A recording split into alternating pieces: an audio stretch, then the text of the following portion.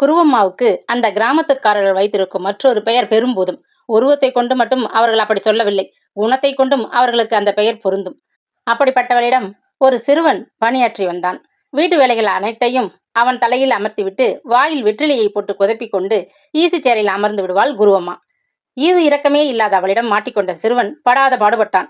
ஒரு நாள் 100 ரூபாய் நோட்டை கொடுத்து பக்கத்து ஊர் சந்தைக்கு போய் ஜாமான்களை சுமக்க முடியாமல் சுமந்து வந்த சிறுவன் களைப்பு ஏற்பட ஒரு மரத்தின் நிழலில் மூட்டையை இறக்கிவிட்டு அமர்ந்தான்.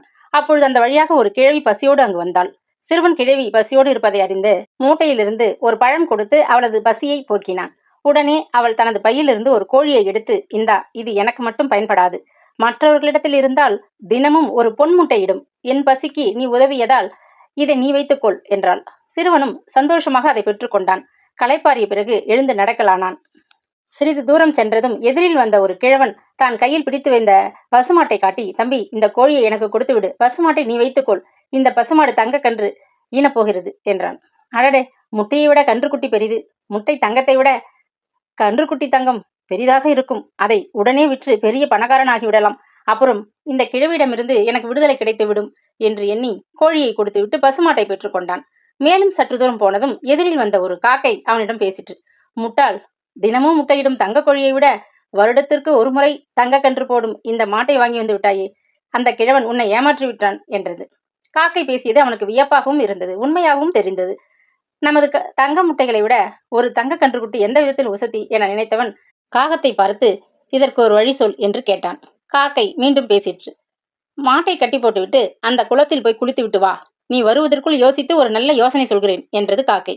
சொன்னதை நம்பிய சிறுவன் மாட்டை கம்பத்தில் கட்டிவிட்டு குளிக்கப் போனான். சந்தையிலிருந்து வாங்கி வந்த மூட்டையை கரையில் வைத்துவிட்டு குளித்தான்.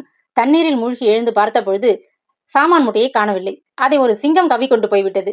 கிழவிக்கு என்ன பதில் சொல்வது? சரி, இந்த தங்க பசுவை கொடுத்து சமாதானம் செய்யலாம் என நினைத்தபடியே அங்கே போய் பார்த்த பொழுது அங்கே காக்கையும் காணும், பசுமாட்டையும் காணும். சிறுவனுக்கு அழுகை அழுகையாக வந்தது. பெரும் பூதம், கிழவிக்கு என்ன பதில் சொல்வது, எப்படி அங்கே போவது என அழ ஆரம்பித்தான். அப்பொழுது அங்கே கோழி கொடுத்த கிழவி தோன்றினாள். சிறுவா, நீ பேராசைப்பட்டாய், நான் கொடுத்ததை வைத்து சந்தோஷமாக வாழ்க்கை நடத்தலாம் என நினைக்காமல் அதிக ஆசைப்பட்டாய். போதும் என்ற மனமே பொன் செய்யும் மருந்து என்பதை மறந்த உன் விதிதான் அது. விதியை மதியால் வெல்லலாம். உனக்கு மதிகெட்டு போனதால் விதி சதி செய்து விட்டது. போய் வா என்றாள். இருப்பதை விட்டுவிட்டு பறப்பதற்கு ஆசைப்படக்கூடாது. ஒரு காட்டின் அரசனாக சிங்கம் ஒன்று இருந்தது. சிங்கத்திடம் ஒரு ஓநாய், ஒரு நரி, ஒரு ஒட்டகம் ஆகியவை அமைச்சர்களாக இருந்து பணிபுரிந்து வந்தன. ஒரு நாள் சிங்கம் வேட்டையாடிய போது ஒரு யானையுடன் மோத நேர்ந்தது. படுகாயமுற்று தன் குகையில் படுக்கையில் விழுந்து விட்டது. அதனால் கொஞ்ச நாட்கள் சிங்கம் வேட்டைக்காக வெளியே செல்ல இயலாமல் போய்விட்டது. பசியினால் வாடிய சிங்கம் தனது அமைச்சர்களை அழைத்து வெளியே சென்று ஏதாவது ஒரு விலங்கை அடித்து கொண்டு வருமாறு உத்தரவிட்டது. சோம்பேறிகளான அமைச்சர் விலங்குகளால் எந்த பிராணியையும் வேட்டையாட இயலவில்லை. ஒட்டகத்தின் மந்த புத்தியை பற்றி யோசித்த நரி மன்னரிடம் தந்திரமாக பேசி ஒட்டகத்தை கொள்வதற்கு ஏதாவது வழி செய்தால் மன்னருக்கும் இறை கிடைக்கும், நானும் ஒட்டக இறைச்சி உண்டு மகிழ்வேன் என்று எண்ணமிட்டது. உடனே அது ஒட்டகத்தை சந்தித்து அதனுடன் தந்திரமாக உரையாடத் தொடங்கிற்று. ஒட்டக நண்பா, மன்னரால் நடமாட முடியவில்லை, அதனால் வேட்டையாட இயலாமல் பசியால் அவதி உறுகிறார். அவர் பசியை ஆற்ற நாம் ஏதாவது ஏற்பாடு செய்ய வேண்டும். நான் யோசித்த அளவில் உன்னால் மன்னருக்கு உதவ முடியும் என்று தோன்றுகிறது என மொழிந்தது. நண்பனே, என்னால் மன்னருக்கு ஏதாவது உதவி செய்யக்கூடும் என்றால் அதனை செய்ய சித்தமாக இருக்கிறேன் என்று ஒட்டகம் கூறிற்று. நரி ஒட்டகத்தை நோக்கி, நண்பா, யமனுக்கும் எனக்கும் நல்ல நட்பு உண்டு. நேற்று யமனுடன் பேசிக் கொண்டிருந்தேன்.